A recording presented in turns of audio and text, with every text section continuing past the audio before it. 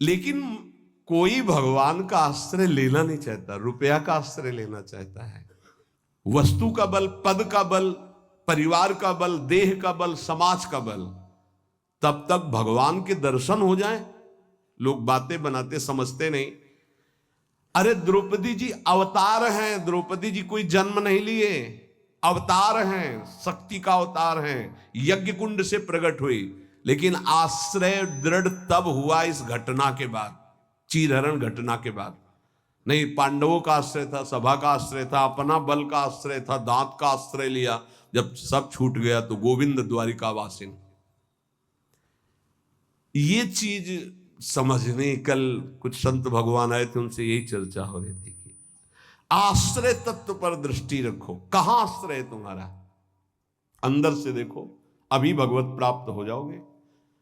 बिगड़ी जन्म अनेक की अबही सुधरे आज, आज अभी होई राम को। आश्रय राम का, आश्रय हरि का, आश्रय प्रभु का। किसका आश्रय? सूरदास जी महाराज कह रहे हैं अपबल, तपबल और बाहुबल, चौथो बल है दाम। किसका आश्रय इनमें से? अपना बल, तपस्या का बल, दाम का बल, विद्या का बल। किसका बल है?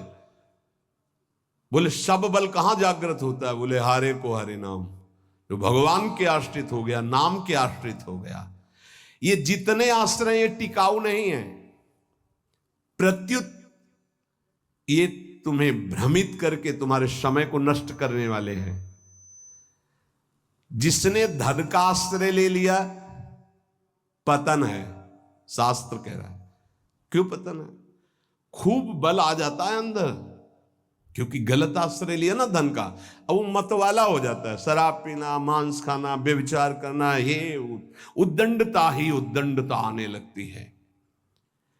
अब भगवत आश्रित और धन आ गया तो उसका धन दूसरी जगह जाता है, क्योंकि आश्रय सही है। अस्पताल खुलवा दिया, पौशाला, संत सेवा, गौशाला, नाना प्रकार की धार्मिक वृत्तियों के द्वारा दूसरों को सुख पहुंचाना। क्यों? क्योंकि आश्रय बढ़िया है। केवल धन का आश्रय है तो सब दोष आ जाते हैं।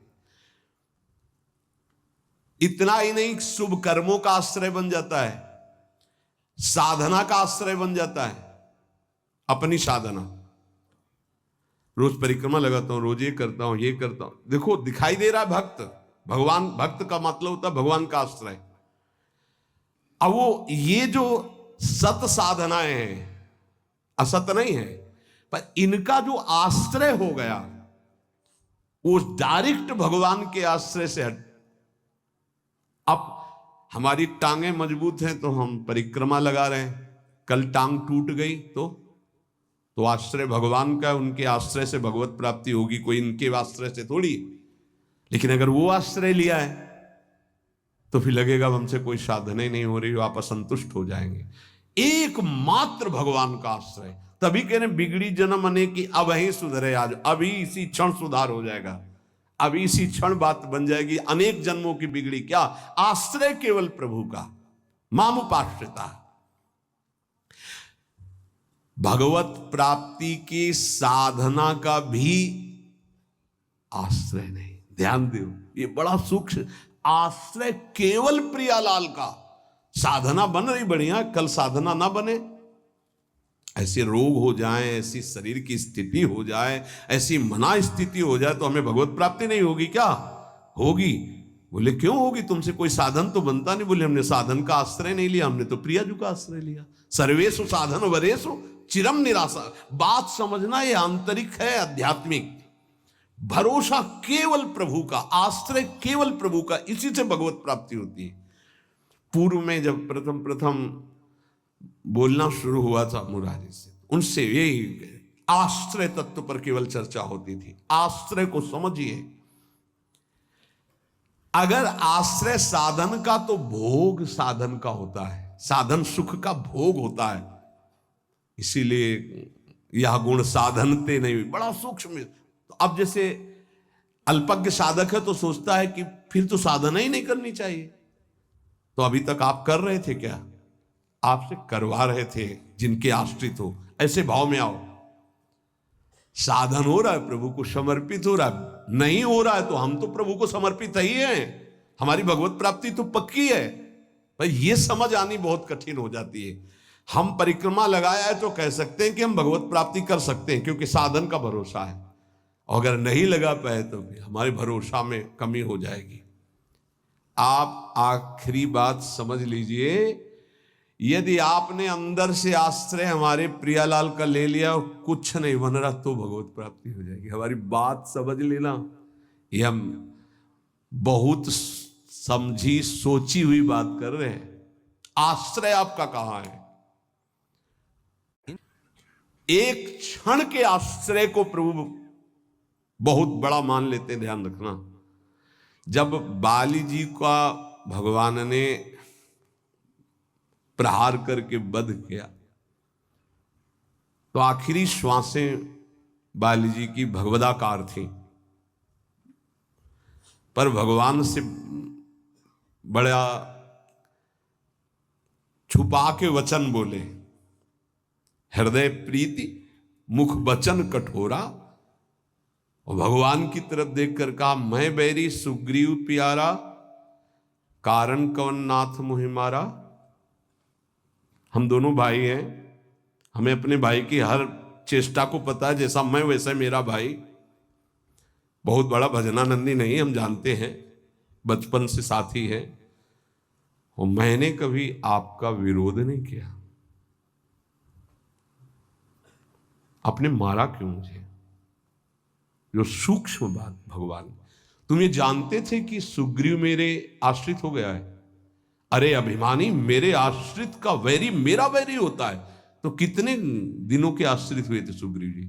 कोई माला चलाई थी, ध्यान किया था, तपस्या की थी, और निष्काम आश्रय नहीं था, सकाम आश्रय था। बाली मारा जाएगा, मैं किष्किंधा का राजा बनूंगा। और जब राजा बन गए, महाराज जी राम जी प्रवर्षण पर्वत पर रहे, एक दिन भी दंडवत करने न दिन में गए न शाम के गए, 4 महीना नहीं गए। फिर वहां से भयभीत वाले वचन जब भगवान लक्ष्मण जी को कि जाके बोल दो कि जो बाली को वही बाण तूड़ीर में है उसमें, तब आके दंडवत, नाथ विषय हरि लीने से क्या ना।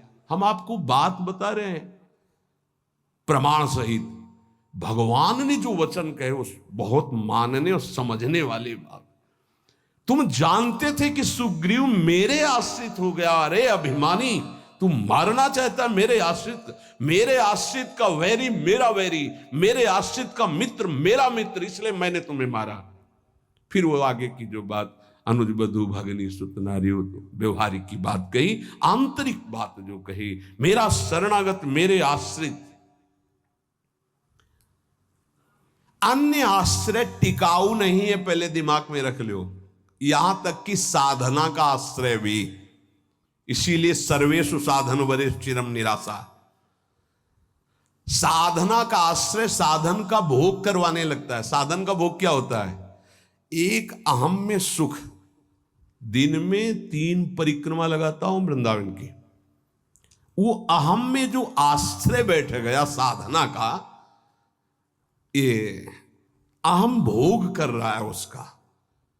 3 लग गई तो कोई बात नहीं, 3 दिन नहीं लगी तो कोई बात नहीं, उन्हीं के तो आश्रित। मान लो कोई ऐसी शरीर की अव्यवस्था, प्रमाद नहीं होती, प्रमाद नहीं होता भक्तों में। आश्रय हमारा प्रभु का, जैसी उनकी रुचि हो वैसा चलावे। बहुत बढ़िया साधन बन गया तो हमें कोई हर्ष नहीं है, और कोई साधन नहीं हुआ तो हमें कोई शोक नहीं है। ये स्थिति समझना बड़ा कठिन है। जब तक उपासक भगवान के आश्रित नहीं होता, तब तक वो किसी न किसी पराधीनता को स्वीकार करता रहता है, और इसीलिए उसका दुख नहीं मिटता। अन्य आश्रय परिणाम दुख। ध्यान रखना, प्रभु के सिवा अन्य आश्रय बराबर दुख, प्रभु का आश्रय बराबर सुख। दुख की निशानी नहीं। संसार में प्रगट आश्रय भोगों का, शरीरों का, पदों का, धन का बड़ा आकर्षण है। स्त्री का आश्रय, पुत्र का आश्रय, मकान का आश्रय, बड़े बड़े आश्रय हैं अंदर। जब तक ये आकर्षण रहेगा तब तक भगवान में आकर्षण नहीं होता। और अंदर सब आकर्षण में वही कृष्ण का है। भगवान का आश्रय होते ही त्रिभुवन की प्रिय से प्रिय वस्तु से राग खत्म हो जाएगा। ये पहचान है, कोई प्रिय नहीं लगेगा। वही प्रिय लग रहे हैं, उनके सिवा वास्तविक आज भी किसी को कोई प्रिय नहीं लगता। अगर वो अंतर ध्यान हो जाए तो उस शरीर को फूंक दिया जाता है, जला दिया जाता है, गाड़ दिया जाता है। क्या ये प्रियता रही? प्रियता तो प्रभु से ही थी। देखो, प्रगट में देखने वाले की दृष्टि में और वर्तमान की स्थिति में बड़ा अंतर हो सकता है। ऐसा नहीं है कि आप जो दृश्य देख रहे हो वो दृश्य वैसा ही हो, आपकी देखने की क्या शैली है। एक बार यही बात अकबर से जब कहा बीरबल ने कि देखी हुई बात गलत हो सकती है, अपना चिंतन जैसा होता है वैसे ही दृश्य दिखाई देता है, उसको भी समझना चाहिए, ना कि जो हमें दिखाई दे रहा है वही सत्य है। ऐसा कैसे हो सकता है? जब हम देख रहे हैं तो सत्य क्यों नहीं हो? तो उनका कभी ऐसा आपके सामने प्रश्न आवे तो बताना, फिर हम आपको उत्तर देंगे। एक दिन जो बादशाह की सैया लगाता था, उसके मन में आया कि जीवन व्यतीत होता जा रहा है फूलों की सैया लगाते हुए बादशाह के लिए, तो क्या आ रहा है? 5 मिनट लेट के देखते बादशाह थोड़ी आ जाएगा इस समय। लेटा तो सोचा इनका जो चद्दर है इतना सुगंधित और मुलायम, जरा डाल के डाला और आंख मूंद के 5 मिनट आनंद लेते, सो गया। अब भैया कहाँ चारपाई में सोने वाला, कहाँ बादशाह की सैया में। और दरबार में उनको विलंब था, तो जो उनकी पत्नी थी वो वहां गई।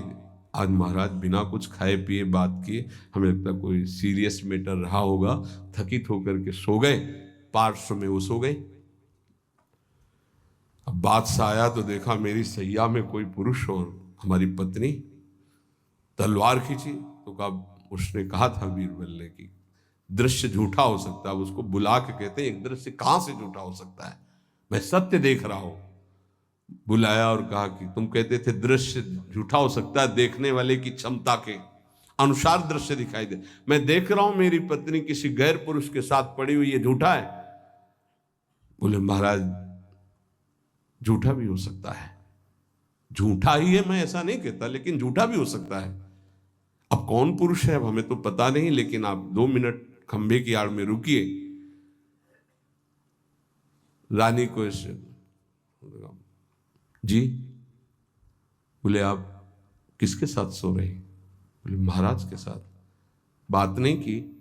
बोले नहीं, थके थे सो रहे थे इसलिए जगह नहीं, पार्श्व में सो गए। ठीक है आप जाइए, हम महाराज को जगा के ला रहे हैं क्योंकि भोजन नहीं पाया, इनको पवाना है। हाँ ठीक है। पर्दा हटाया तो वो फूल बिछा ले। वो तो घबरा रहा था एकदम, तो उनका मालिक जान बचा लो, मुझे ऐसा ऐसा आया इसलिए। नहीं तो किसके साथ? बोले हमारे साथ तो कोई नहीं था। बादशाह पर्दे के आड़ में सुन रहे। बोले चुपचाप भाग जा, अगर बादशाह जान गए तो मार भगा दिए।